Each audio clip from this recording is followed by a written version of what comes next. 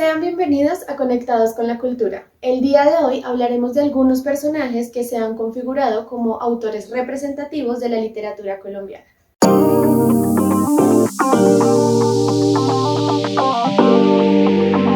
Mi nombre es Tatiana Ortiz Vargas, docente del Programa de Formación Académica de Literatura con énfasis en escritura creativa de la EFAC. Acompáñenme a conocer un poco más de la vida y obra de aquellos autores colombianos que han hecho volar nuestra imaginación a través de sus maravillosas historias. Dos autores de la literatura colombiana que son muy representativos, son varios, pero hoy solamente voy a nombrar a José Eustacio Rivera y Rafael Pombo. Mis dos autores favoritos colombianos son Gabriel García Márquez. Vemos en su obra el estilo propio de usar expresiones coloquiales, por así decirlo. En general los encontramos en su obra más reconocida, que es Cien años de soledad, junto a su estilo propio, el realismo mágico. Y José Asunción Silva como escritor o poeta, debido a sus textos libres, a sus versos libres como tales, sus profundos escritos. Para mí, dos de los escritores más reconocidos y destacados de la literatura colombiana son Rafael Pombo, por un lado, por supuesto el fabulista por excelencia, quien no creció con estas historias mágicas de las fábulas y sus moralejas, y por el otro lado Germán Castro Caicedo, un maestro, periodista y escritor que se encargó de relatar hermosas historias de nuestro país, de la realidad colombiana a través del tiempo. José Asunción Silva, Jorge Isaacs. Mis escritores colombianos favoritos son Mario Mendoza, porque es un hombre realista, nos dice que la vida puede ser cruel, pero es maravillosa vivirla, y Carolina Andújar por su mundo gótico de brujas, vampiros y hechizos. Los autores más representativos de Colombia es Gabriel García Márquez y José Asunción Silva. Como lo pudimos escuchar, son varios los nombres que se nos vienen a la mente si nos hacemos la pregunta de quiénes son los escritores representativos de Colombia. Y es que el trabajo de los grandes escritores colombianos y el desarrollo que ha tenido el sector cultural en los últimos años perfilan a Colombia como un foco de interés literario a nivel mundial, ya que nuestro país le ofrece al resto del mundo todo su encanto, demostrando que la cultura también hace parte de lo bueno que tiene Colombia. Es innegable la importancia y la huella tan significativa que marcó para la literatura colombiana nuestro Gabo, su vida, sus obras y su ser, tanto que fácilmente podría tener un programa dedicado solo a él. Sin embargo, en este Conectados con la Cultura queremos resaltar los nombres de otros escritores que también han realizado grandes aportes al sexto arte de nuestro país.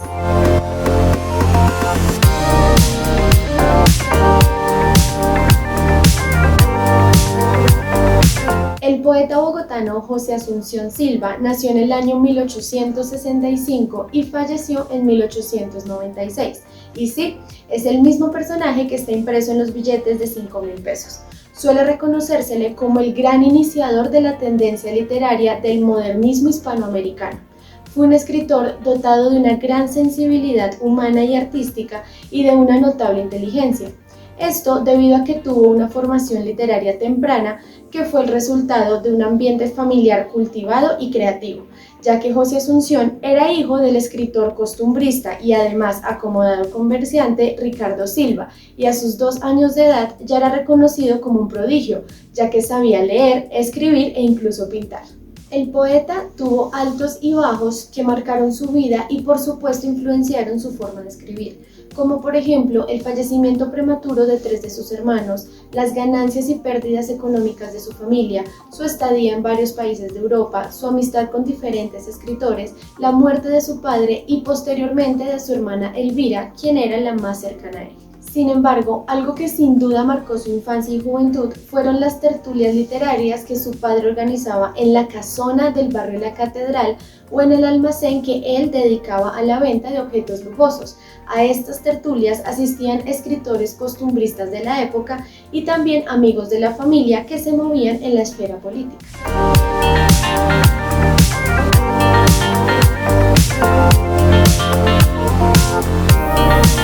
A pesar de que es considerado como uno de los grandes de la literatura colombiana, la obra de José Asunción no es muy extensa. Se ha querido ubicar al poeta en el romanticismo y en el modernismo, pero en realidad lo que dicen muchos expertos es que el caso de José Asunción Silva es el de un poeta excepcional con características muy singulares.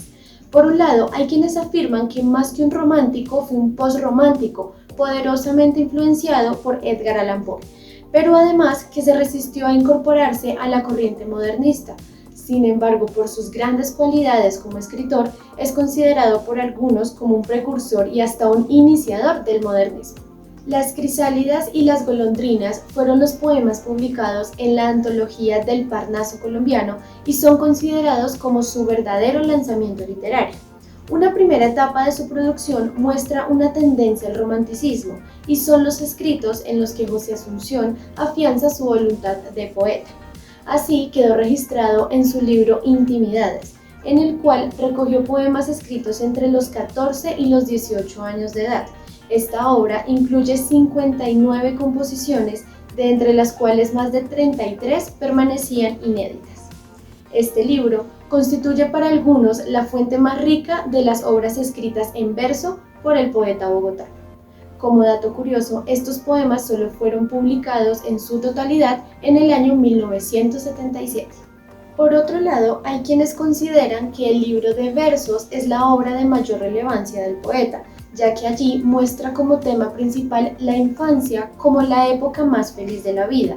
Sin embargo, también presenta otros temas y otras preocupaciones como por ejemplo el pasado histórico y hace una referencia a lo que fue su infancia personal y trae todo ello a una reflexión sobre el pasado histórico latinoamericano, su futuro y su presente. Luego de la muerte de su padre, empezó los borradores de una serie de novelas que pensaba reunir bajo el título común de Cuentos Negros. Estos aparecieron en periódicos de la época. Entre 1889 y 1891, Silva escribió buena parte del Nocturno II, una obra en la que se evidencia otra de las preocupaciones del autor, el amor. Otro libro importante es la obra de Gotas Amargas. En este texto, las intenciones poéticas del autor son distintas a las anteriores y de claro contenido satírico. Existen algunos poemas de este estilo que no fueron incluidos en esta obra porque al parecer para Silva no eran importantes y no los consideraba dignos de su talento. Ahora hablaremos de la obra de Sobremesa, que es considerado el texto precursor de la novela modernista. Esta novela nace gracias a la sugerencia que le hace su amigo Emilio Cuervo Márquez, quien le da la idea de escribir una novela sobre Bogotá.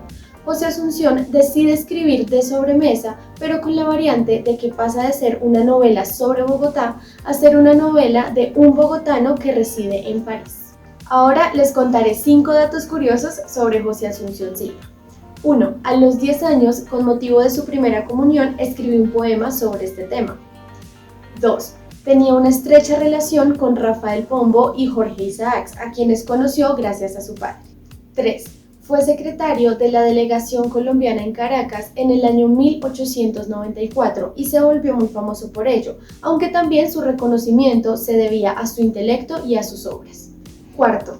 El 28 de enero de 1895, el barco a vapor América que lo traía desde Venezuela naufragó en Barranca Bermeja. Los viajeros fueron rescatados, mas no el equipaje, y allí se hundieron los manuscritos de su obra, el libro de versos y los cuentos negros, obras que pensaba publicar después. 5. El 23 de mayo de 1896, José Asunción se retiró a su habitación y a la mañana siguiente fue hallado sin vida sobre su cama. El poeta se había suicidado de un tiro al corazón a los 30 años de edad. A continuación, escucharemos la declamación del poema Estrellas Fijas de José Asunción Silva.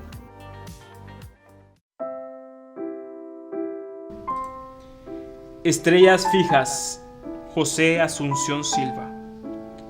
Cuando ya de la vida el alma tenga con el cuerpo rota y duerma en el sepulcro esa noche más larga que las otras, mis ojos, que en recuerdo del infinito eterno de las cosas, guardaron solo, como de un ensueño, la tibia luz de tus miradas hondas. Al ir descomponiéndose entre la oscura fosa, verán en el ignorado de la muerte tus ojos, destacándose en las sombras. Si te ha gustado este poema, presiona el botón de me gusta, comparte, comenta y suscríbete. Muchas gracias. Soy Hades y será en un próximo video.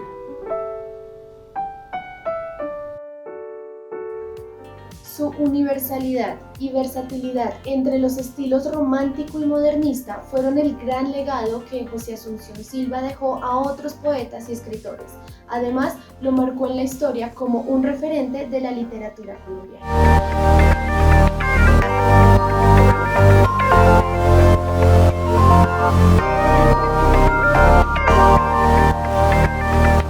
Llegó el turno de presentarles a una mujer dentro de esta lista. Piedad Bonet nació en 1951 en Amalfi, Antioquia. Sin embargo, siendo muy niña, a los 8 años de edad, llegó a Bogotá y comenzó a desarrollarse en el ámbito literario y teatral. Inició incorporándose en el Teatro Popular de Bogotá y luego se involucró como activista social.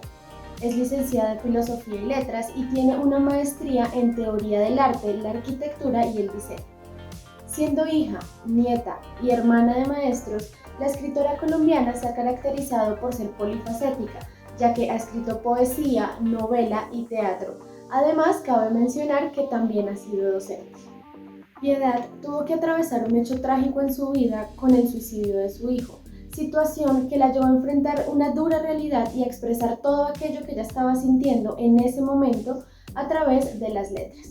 Una vez más, ella dejaría ver su estilo literario, solo que esta vez con un sello más personal. Y es que algo que caracteriza a Piedad como escritora y poeta es su manera cercana de narrar experiencias y visiones de vida.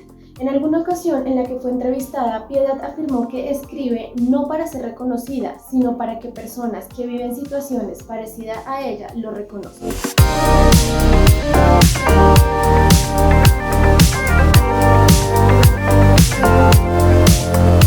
Ha publicado 8 libros de poemas y es autora de 4 novelas. Sus creaciones invitan a sumergirse completamente en la búsqueda de confesiones y explicaciones en torno a diferentes ámbitos de la vida. En su producción literaria toca temas como la dualidad entre el dolor y la curación. En otros escritos se ponen los zapatos de otras personas respecto a distintas situaciones, así como en algunas otras resalta la valentía de aquellas personas que buscando sobrevivir se liberan de sí mismos, aquellas personas que para avanzar necesitan deshacerse de esas cargas que ellos se han encargado de construir. Como pueden ver, son temas muy profundos que definitivamente a todos nos ha tocado alguna vez. De Círculo y Ceniza, del año 1989, fue su primer libro y con este recibió mención de honor en el concurso hispanoamericano de poesía Octavio Paz. Con El Hilo de los Días, del año 1995, ganó el Premio Nacional de Poesía otorgado por el Instituto Colombiano de Cultura, Colcultura.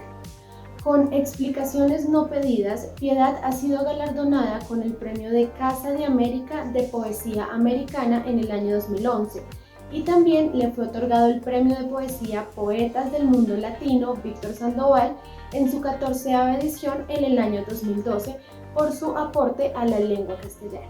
Pero sin duda, su obra más reconocida y trascendente es Lo que no tiene nombre, una crónica dedicada a la vida y muerte de su hijo. Este es un escrito que permite sentir el dolor de lo que significa un adiós. En algún momento, Piedad se separaba de su hijo por motivos de viaje, y en una ocasión él decidió quitarse la vida desesperado por sus ataques de esquizofrenia. Muchos lectores e incluso escritores se sintieron supremamente impactados por esta obra, no solo por lo que hay detrás de ella, sino por la forma en la que Piedad transformó su experiencia en palabras. A continuación, escucharemos un fragmento de su obra insignia, Lo que no tiene nombre, en la voz de Héctor Abreu. Pamela nos abre la puerta y nos saluda con abrazos apretados y esa bella sonrisa suya que ni siquiera puede ser opacada por la tristeza. Después de un breve intercambio de palabras, cruzamos la cocina y la salita y entramos lentamente a la habitación. Lo primero que registran mis ojos es la enorme ventana abierta y detrás la escalera de incendios que da a la calle. Examino todo brevemente de un vistazo. La cama tendida con pulcritud, el escritorio abarrotado de libros, los cuadernos apoderados de la mesa de noche, la chaqueta de cuadros colgada con cuidado en la silla. Durante algunos segundos no decimos nada, no hacemos nada, a pesar de que un turbión de emociones nos agita por dentro. Entonces Camila abre el closet y vemos los zapatos alineados, los suéteres y las camisetas puestos en orden. Es la habitación de alguien pulcro, riguroso, aseado. Confusos, intercambiamos frases cortas que quieren ser eficientes. Nos dividimos los espacios a fin de poder hacer la tarea que nos ha traído hasta aquí. Nadie llora. Si uno de nosotros se rindiera al llanto, arrastraría con su dolor a los demás. Siento por un instante que profanamos con nuestra presencia un espacio íntimo, ajeno, pero también atrozmente que estamos en un escenario. Me pregunto qué sucedió aquí en los últimos 20 minutos de vida de Daniel.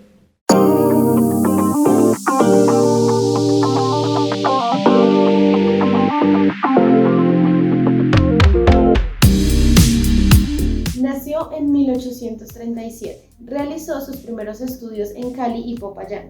Luego los continuó en la capital de la República y finalmente regresó a su ciudad natal, Cali, sin terminar el bachillerato debido a la difícil situación económica de su familia, lo que lo hizo olvidar ese sueño de ir a estudiar medicina a Inglaterra. El 16 de marzo de 1861 su padre falleció y este hecho lo obligó a dejar de lado su afición por la anatomía, la botánica y la medicina, y lo llevó a dedicarse a salvar de la ruina las haciendas y negocios de la familia. Sin embargo, no logró cancelar las deudas, por lo cual decidió entregar los negocios a su hermano. Luego, Jorge Isaacs vuelve a Bogotá y se instala como comerciante en un almacén de telas, herramientas y cristalería importada, que anunciaba en los avisos de los periódicos. En el año 1869 experimentó un drástico giro ideológico, pues Jorge Isaacs siempre había sido conservador y en este año pasó a engrosar las filas del Partido Radical. Y por supuesto, esta conversión no le fue perdonada por muchos de sus antiguos partidarios, lo cual le causó burlas y rencores hasta el final de su vida. Fue un artista reconocido porque se preocupó por la calidad de la enseñanza en todos los aspectos, tanto en la preparación y capacitación de maestros como en la dotación de centros educativos. Promovió la educación de la mujer y procuró la creación de escuelas nocturnas, agrícolas y de oficio.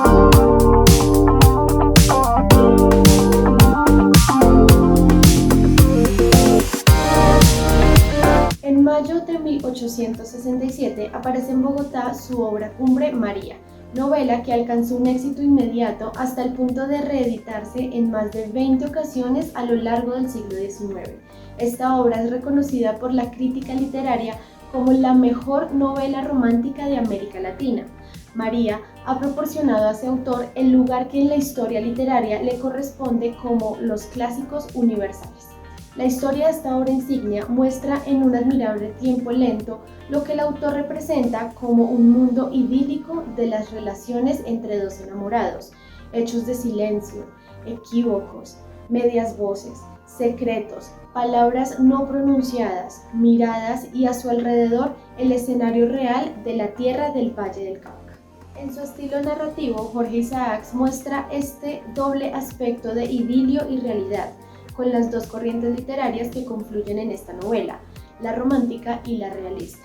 La primera proviene del pasado y es la corriente de la novela sentimental. La segunda es de cara al futuro, donde anuncia algunas características de parte de la novela hispanoamericana y dentro de ella tiene lugar el máximo acierto que se le atribuye a Isaacs, que fue el descubrimiento del paisaje americano. Una crítica que ha sido un problema muy discutido es el valor autobiográfico de la narración de María, ya que en algunos momentos es indudable que Jorge Isaacs refleja su experiencia directa y familiar en esta obra. Pero María trascendió mucho más. Existe una sorprendente historia de cómo esta novela romántica fue el origen de la migración de japoneses a Colombia, pues el hermoso paisaje donde María y Efraín, los protagonistas de esta obra, vivieron su romance, cambiaron la vida del joven estudiante de idiomas Yuzo Takeshima. Las descripciones realizadas por Jorge Isaacs en la Hacienda El Paraíso y sus alrededores en pleno Valle del Cauca cautivaron tanto la curiosidad de este japonés que lo llevaron a convertirse en el gran impulsor de la primera colonia nipona en territorio colombiano en la década de 1920. Este asentamiento, que además se instaló muy cerca de los sitios donde se desarrolla la romántica historia contada por Isaacs. Interesante, ¿no creen? Varios registros cuentan que al poco tiempo de leer María, el estudiante Takeshima logró convencer a 4 jóvenes japoneses para ser los primeros en embarcarse en busca de la Hacienda El Paraíso y los idílicos paisajes del Valle del Cauca. Eso hacia el año 1923. Hay historiadores que señalan que el estudiante tradujo la novela de Isaacs al japonés para poder convencer al grupo.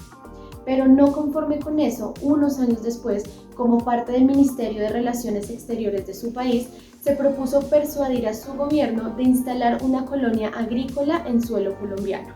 Y aunque viajó por todo el país, estaba obsesionado con que la zona más interesante era la del Valle del Cauca.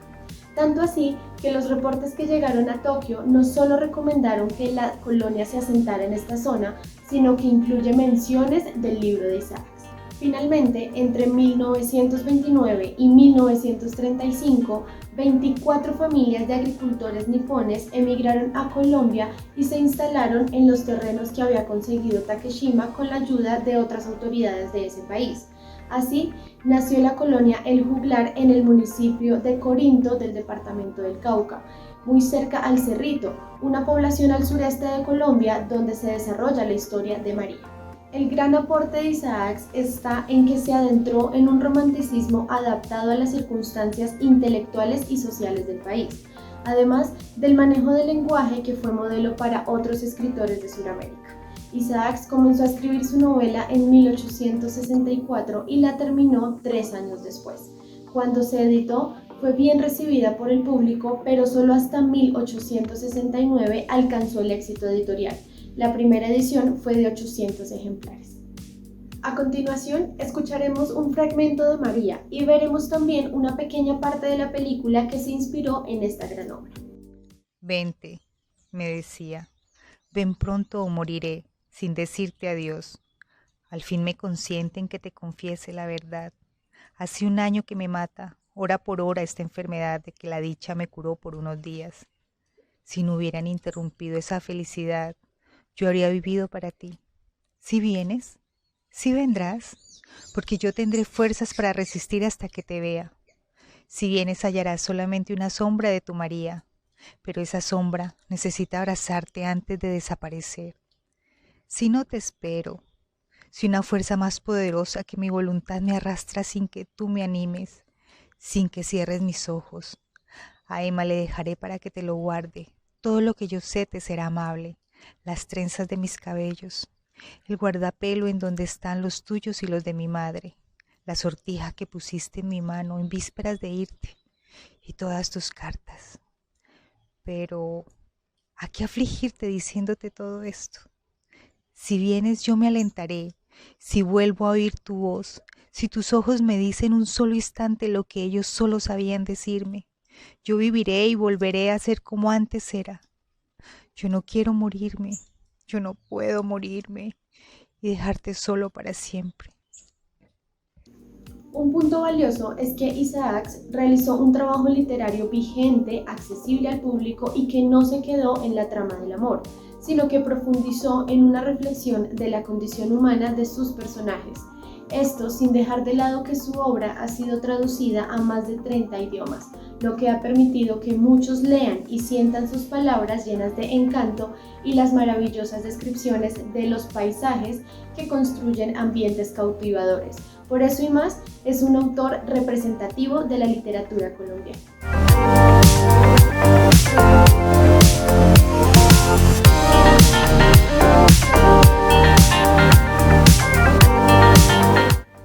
Actualmente contamos con importantes escritores en el panorama nacional como Fernando Vallejo, William Ospina, Laura Restrepo, Juan Gabriel Vázquez, Marvel Moreno, Mario Mendoza, Héctor Abad, entre otros autores que han merecido distintos reconocimientos a nivel internacional por el éxito de sus libros y su aporte valioso a la literatura mundial.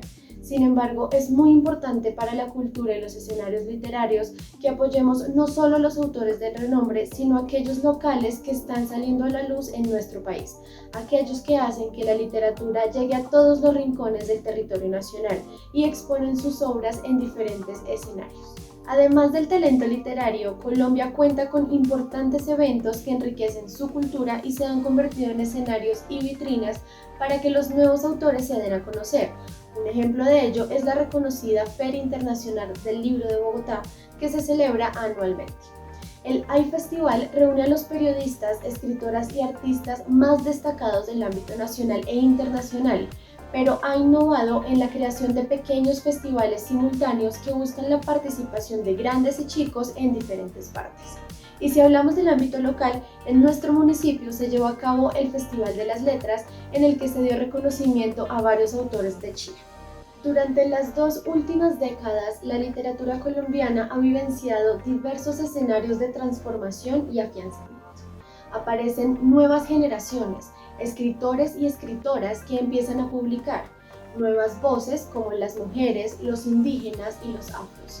Se afianza la enseñanza de la escritura creativa o creación literaria en varios escenarios académicos y crecen los proyectos de talleres y nuevos concursos literarios a nivel nacional.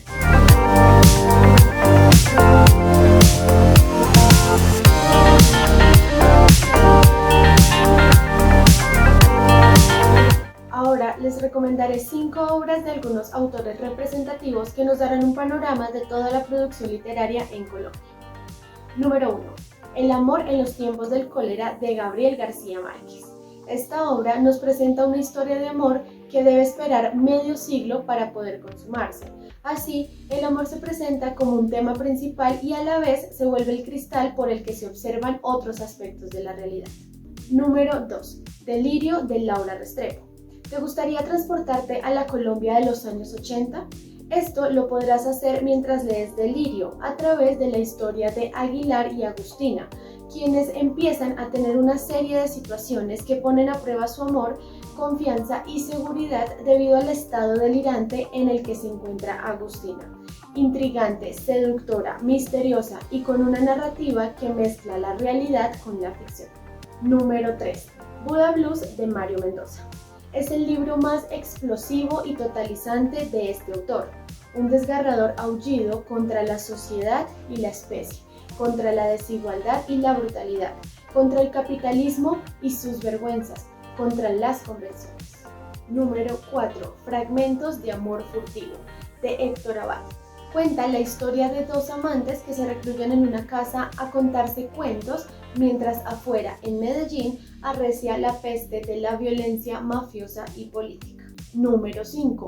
Nuestra guerra ajena, de Germán Castro Caicedo. Relata y explica cómo llegó el narcotráfico al país hace más de 40 años, de la mano del ejército de Estados Unidos, como una estrategia muy bien planeada luego de la guerra de Vietnam. A través de numerosos testimonios y documentos, el autor revela la adicción a las sustancias de muchos soldados estadounidenses que regresaron a su país tras la derrota asiática. Agradecemos a la Alcaldía Municipal en cabeza del licenciado Luis Carlos Segura, a la Secretaría de Desarrollo Social y a la Dirección de Cultura. Nos vemos en una próxima oportunidad y la invitación es para que sigan conectados con la cultura.